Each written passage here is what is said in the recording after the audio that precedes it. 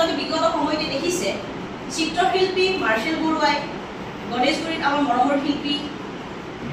জুবিন গাৰ্গৰ পুনৰ ফটো অংকন কৰি যিখন ফটো চৰকাৰে মচি দিছিলে জাপানৰ প্ৰধানমন্ত্ৰী অহাৰ বাবে আৰু তাৰ পাছতে পুনৰ অংকন কৰিছিল চিত্ৰশিল্পী মাৰ্চেল বৰুৱাই আপোনালোকে হয়তো জানেই যে দীঘলী পুখুৰীত আৰু ভৰলুমুখতো সেই একেই চিত্ৰশিল্পী মাৰ্চেল বৰুৱাই গছৰ ছবি অংকন কৰিছিল গছ কটাৰ বিৰোধিতা কৰি আৰু তাক আমি ছাত্ৰ মুক্তি সংগ্ৰাম সমিতিও পূৰ্ণ সমৰ্থন জনাইছিলো গতিকে ইয়াৰ পৰা আমি এটা কথা ক'ব লাগিব যে ডক্টৰ হিমন্ত বিশ্ব শৰ্মা ডাঙৰীয়া এটা সাংবিধানিক পোষ্টত থাকি তেওঁ অগণতান্ত্ৰিক মন্তব্য কৰিছে এইভাবে অগণতান্ত্ৰিক মন্তব্য কৰিছে তেওঁ কৈছে যে যদি জুবিন গাৰ্গৰ ফটো অংকন কৰে তেন্তে তেওঁলোকক এনএছএ লগাই দিব এজন অসমৰ এখন ৰাজ্যৰ মুখ্যমন্ত্ৰীয়ে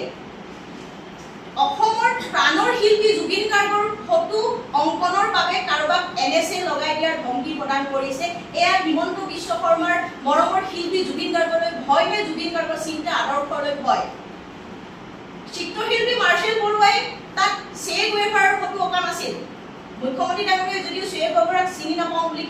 কৈছে কিন্তু আশ্চৰ্যজনকভাৱে তাত কিন্তু চে গুয়েভাৰৰ ফটো অংকন কৰা নাছিলে ফটো অংকন কৰা হৈছিলে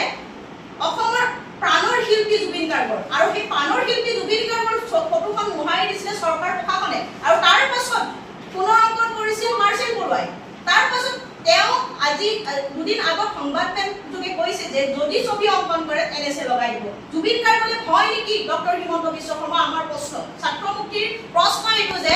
হিমন্ত বিশ্ব শৰ্মা ডাঙৰীয়াই জুবিন গাৰ্গলৈ ভয় কৰে নেকি মৰমৰ শিল্পী জুবিন গাৰ্গক বেয়া পায় নেকি ভয় কৰে নেকি কাৰণ তেওঁ ছবি আঁকিলে তেওঁ এনএছএ লগাই দিয়াৰ ধমকি প্ৰদান কৰিছে চিত্ৰশিল্পী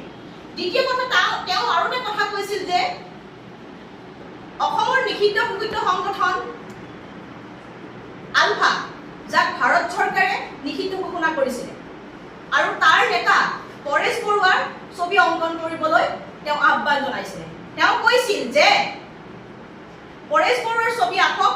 কোনোবা আঁকে যদি এতিয়া আপোনালোকে জানে যে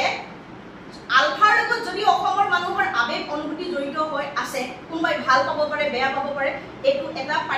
বেলেগ বিষয় কিন্তু এটা সাংবিধানিক পোষ্টত থাকি সাংবিধানিক পদবীত থাকি তেওঁ সাৰ্বভৌমত্ব ৰক্ষাৰ কথা কয় তেওঁ ভাৰতৰ অখণ্ডতা ৰক্ষাৰ কথা কয় অসমৰ মুখ্যমন্ত্ৰী হিমন্ত বিশ্ব শৰ্মা ডাঙৰীয়াই এটা সন্ত্ৰাসবাদী এটা নিষিদ্ধ ঘোষিত সন্ত্ৰাসবাদী সংগঠনৰ নেতাৰ ছবি আঁকিবলৈ নৱপ্ৰজন্মক প্ৰৰোচিত কৰিছে গতিকে হিমন্ত বিশ্ব শৰ্মাৰ বিৰুদ্ধে এতিয়াই আইনী ব্যৱস্থা গ্ৰহণ কৰিব তেওঁৰ বিৰুদ্ধে এনএছএ লগাব লাগে তেওঁক গ্ৰেপ্তাৰ কৰিব লাগে কাৰণ এইভাবে গ্ৰেপ্তাৰ কৰিব লাগে কাৰণ আপোনালোকে জানে যে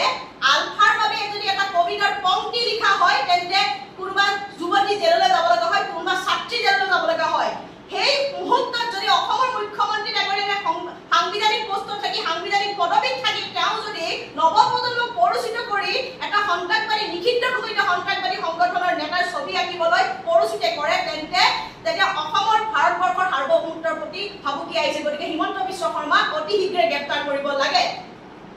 ইয়াৰ লগে আৰু কিছুমান কথা ক'ব লাগিব যে হিমন্ত বিশ্ব শৰ্মা ডাঙৰীয়াই ভৰলুমুখৰ গছ কটাৰ আন্দোলনৰ কথা কৈছে লগতে দীঘলী পুখুৰীৰ গছ কটা আন্দোলনৰ কথা কৈছে তেওঁ কৈছে যে ভৰলুমুখত গছ কটা আন্দোলন কৰা দীঘলী পুখুৰীত গছ কটা আন্দোলন কৰা মানুহখিনি ফ্লাইঅভাৰ বিৰোধী উন্নয়ন বিৰোধী তেওঁক আমি স্পষ্ট কৰি দিব বিচাৰিছো যে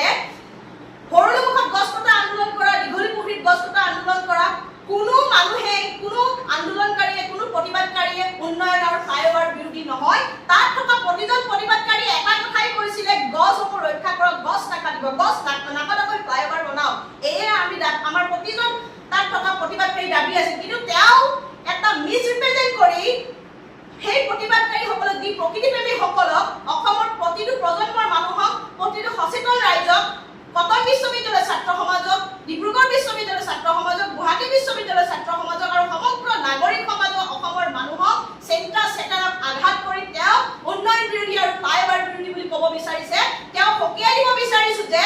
আমি কোনো উন্নয়ন আৰু ফ্লাইঅভাৰ বিৰোধী নহয় আমাৰ দাবী এটাই আছিলে গছ নাকাটিব আৰু গছ নাকাটাকৈ আপুনি ফ্লাইঅভাৰ বনাওক আপোনালোকে ফ্লাইঅভাৰ